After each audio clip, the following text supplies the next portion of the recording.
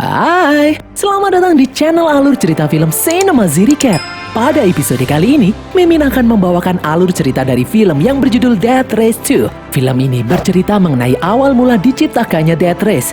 Jadi waktu yang terjadi di film ini itu jauh sebelum seri Death Race pertama yang sudah kita bahas sebelumnya guys. Film ini disutradarai oleh Roll Raine, dibintangi oleh Luke Goss, Danny Trejo, dan Tanit Phoenix. Tidak usah berlama-lama lagi, langsung saja kita masuk ke dalam alur cerita film Death Race 2. Semoga.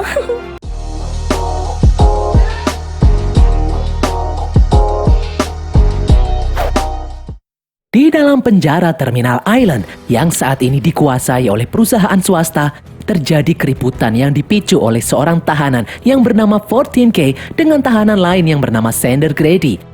Keributan yang awalnya kecil ini meluas hingga seluruh tahanan saling bunuh satu sama lain. Di atas, seorang reporter yang bernama Jonas merekam pertarungan di penjara itu dan menyiarkannya secara live di televisi. Kepala penjara yang bernama Warden tidak tinggal diam dan mengerahkan pasukan serta helikopter untuk menenangkan para tahanan yang brutal itu. Di tempat lain, seorang kepala mafia yang bernama Kane memerintahkan anak buah kesayangannya yang bernama Lucas untuk melakukan perampokan di sebuah bank.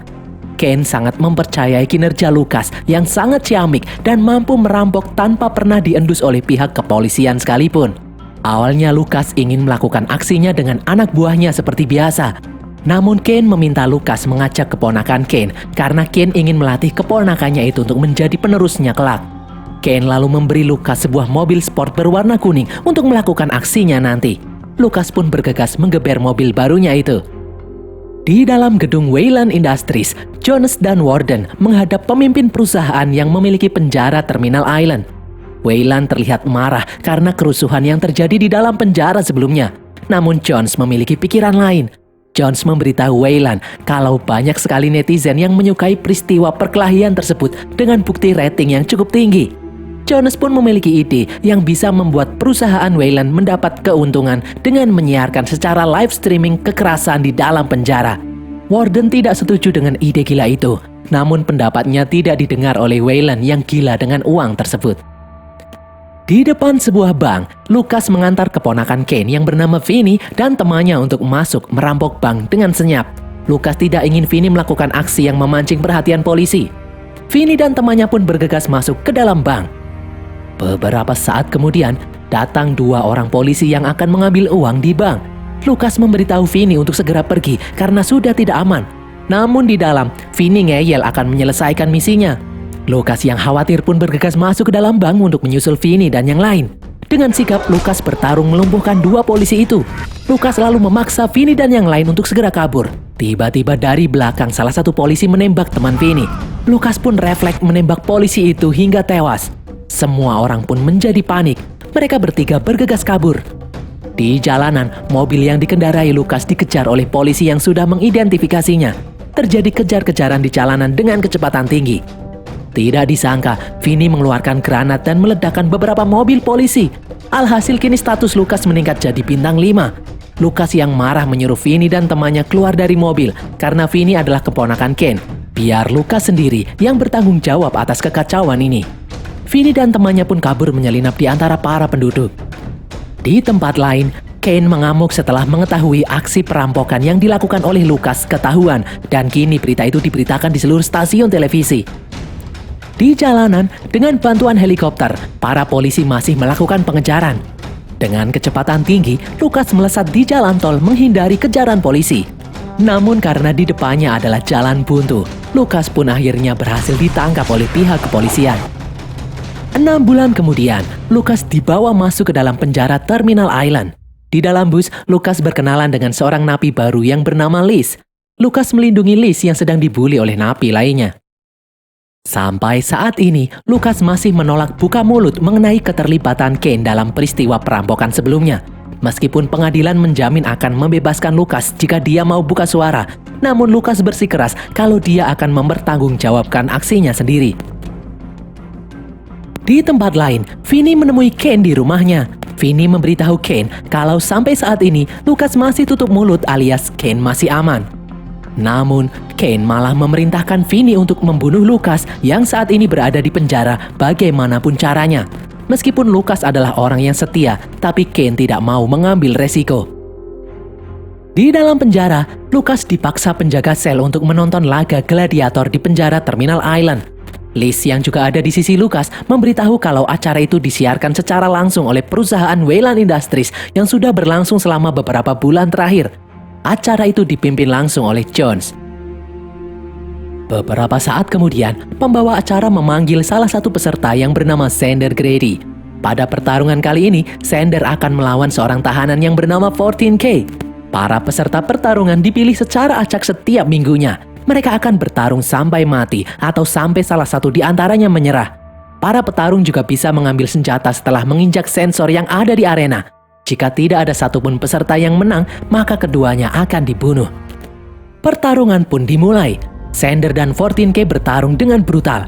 Xander berhasil mengambil senjata untuk menghajar 14K, namun saat 14K menginjak sensor, di atas Jones menonaktifkannya. Ternyata Jones sengaja ingin agar 14K terbunuh malam itu karena para penonton suka jika ada yang tewas di dalam pertarungan.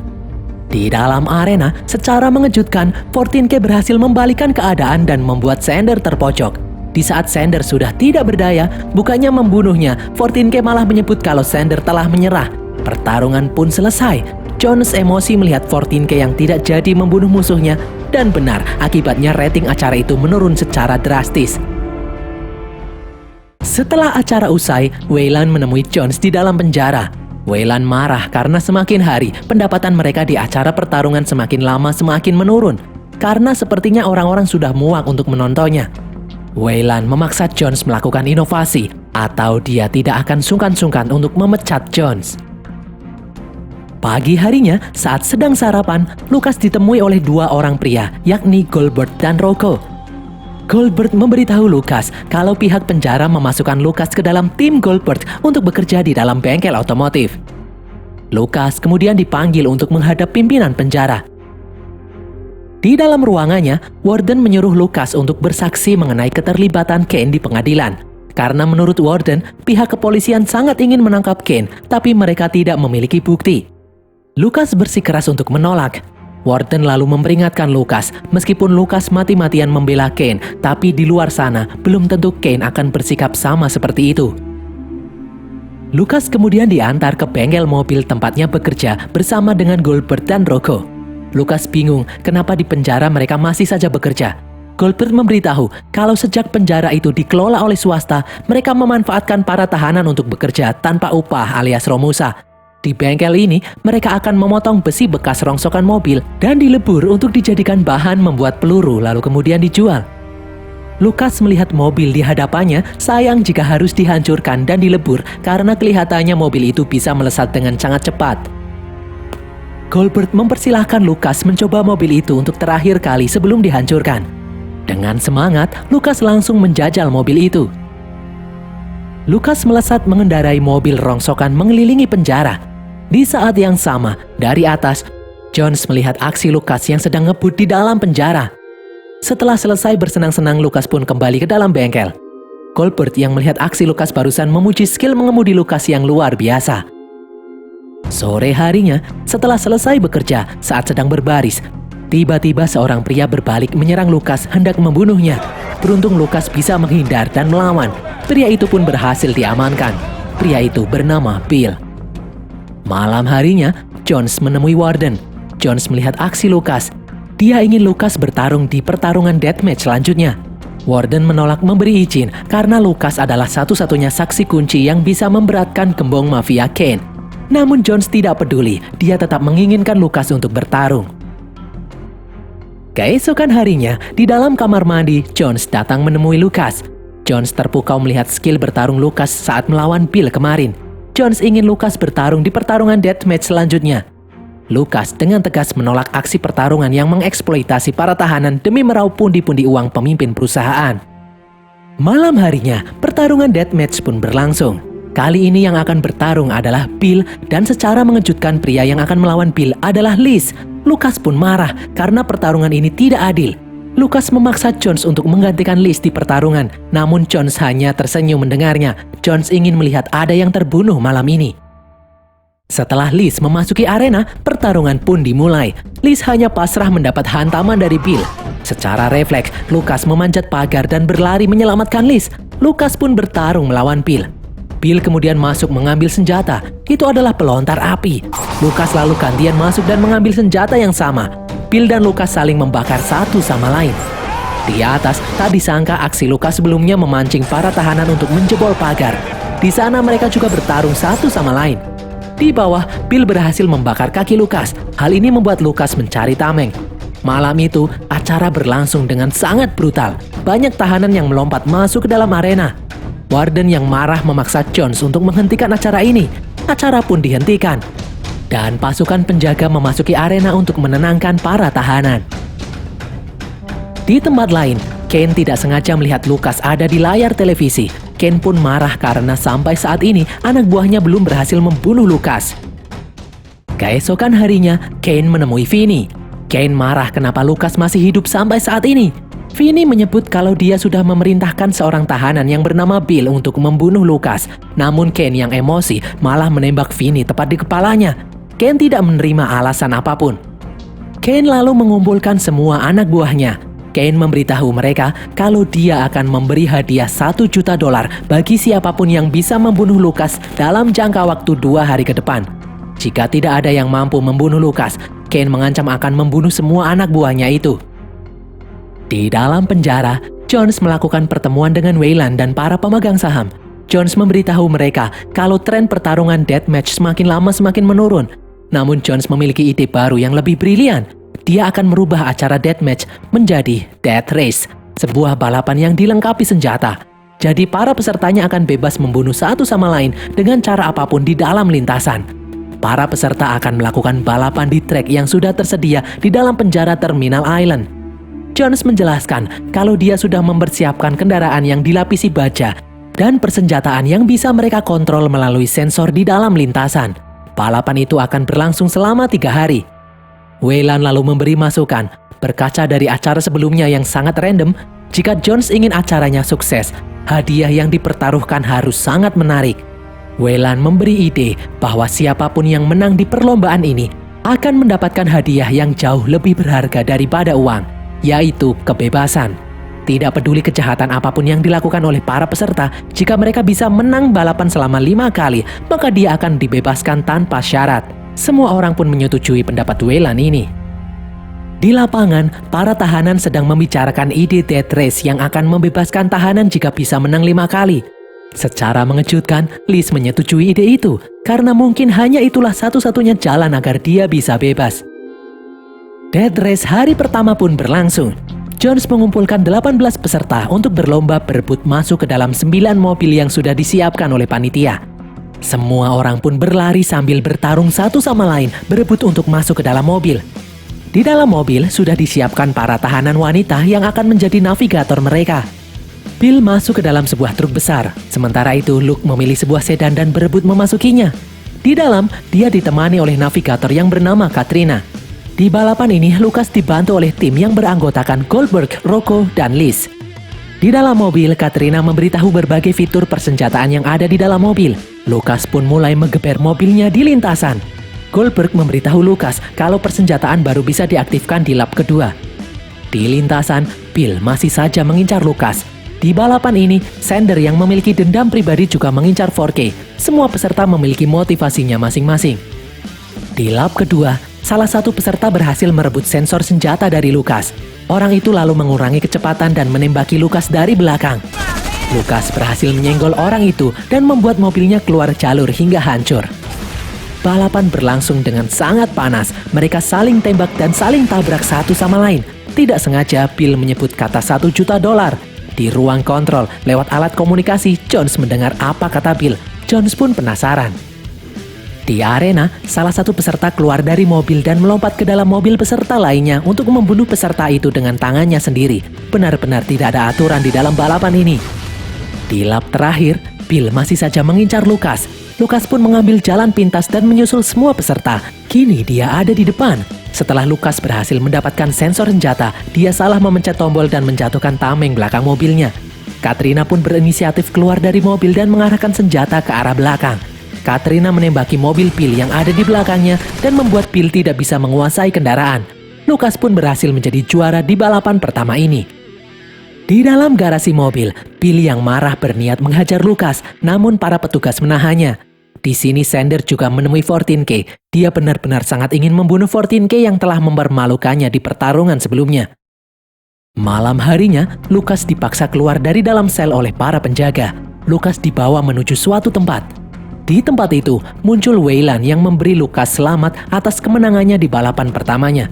Wayland membawa Katrina ke hadapan Lucas sebagai hadiah kemenangan siang tadi. Lucas bebas melakukan apapun dengan Katrina malam ini. Setelah Wayland pergi, Lucas yang ternyata juga menyukai Katrina langsung melancarkan aksinya mengajak Katrina main kuda-kudaan.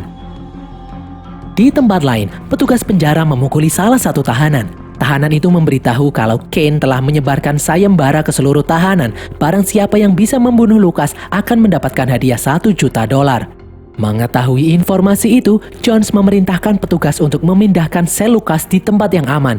Dia hanya ingin para tahanan saling bunuh di lintasan balap, bukan di tempat yang lain.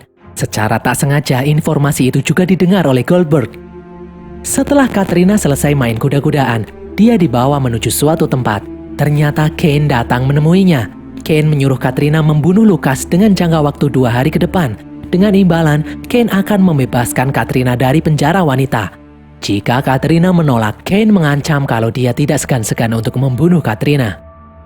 Keesokan harinya, Wayland yang puas atas kinerja Jones mensukseskan death race, akhirnya memecat Warden dari jabatan kepala penjara. Jones yang akan menggantikan Warden menjadi kepala penjara. Siang harinya, balapan hari kedua pun dimulai. Di lintasan, Goldberg memberitahu Lucas kalau Kane membuat sayembara akan memberikan hadiah $1 juta bagi siapapun yang bisa membunuh Lucas. Goldberg ingin Lucas berhati-hati. Lucas tidak percaya berita itu.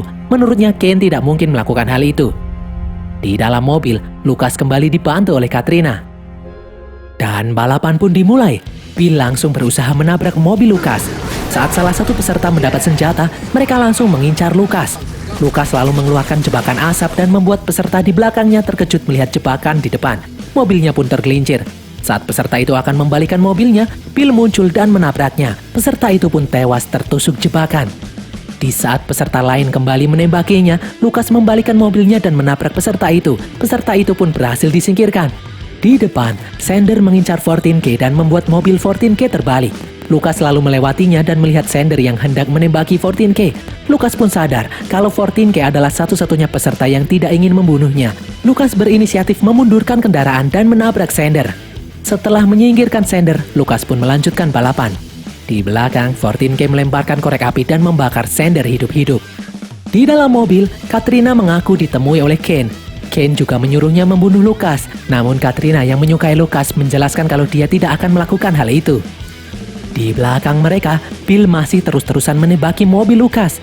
Di saat Lucas akan menggunakan senjata mobilnya, ternyata semua persenjataan di mobilnya tidak berfungsi. Ternyata ada orang yang telah menyabotase mobilnya. Alhasil, Bill masih dengan leluasa menembaki mobil Lucas. Bill juga bebas menyerang Lucas dengan rudal. Karena sangat berbahaya, Lucas lalu melemparkan Katrina keluar dari dalam mobil. Katrina pun berhasil mendarat dengan parasut. Senjata rudal Bill akhirnya berhasil mengenai mobil Lucas dan meledakkannya. Karena kegirangan, Bill tak sengaja membunuh krunya sendiri. Bill juga mencekik navigator yang menegurnya. Tidak disangka, navigator itu melempar Bill keluar dari mobil dan menabraknya hingga tewas.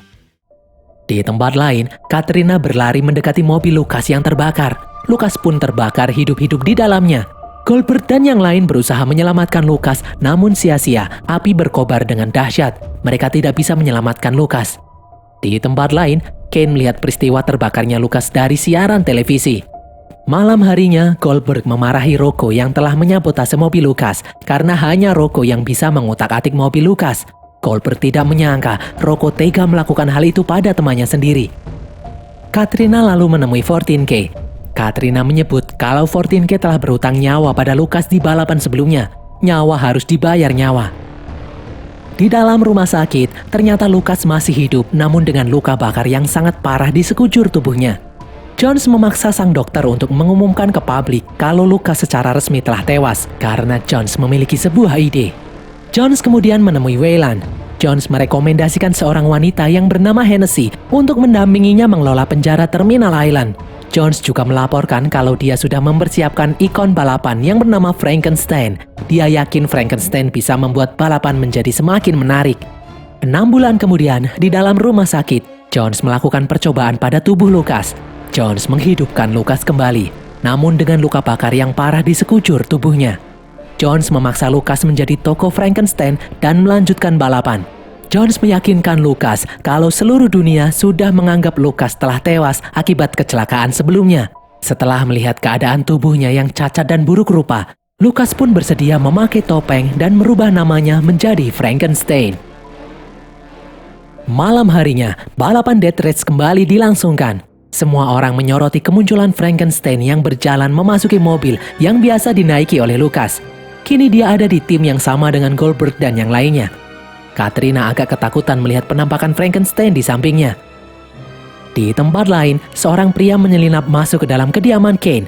Pria itu adalah anak buah 14K. Pria itu langsung menembak Kane hingga tewas. Di dalam penjara, seorang pria menusuk Rocco dari belakang. Itu adalah Liz yang balas dendam atas kematian Lucas. Di dalam lintasan, setelah balapan dimulai, bukannya maju, Frankenstein malah membalikkan mobilnya. Frankenstein menabrak Jones yang masih ada di sana hingga tewas. Setelah membunuh Jones, Frankenstein pun melanjutkan balapan. Katrina pun sadar kalau pria yang ada di sampingnya adalah Lucas. Dan berakhirlah alur cerita film Death Race 2 ini guys. Semoga kalian terhibur. Pesan yang kita dapatkan dari film ini adalah hidup ini cuma sebentar guys, ngejomblonya yang kelamaan. Tulis kritik dan saran kalian di kolom komentar. Jangan lupa follow semua media sosial kami. Sampai jumpa di konten kami berikutnya. Bye!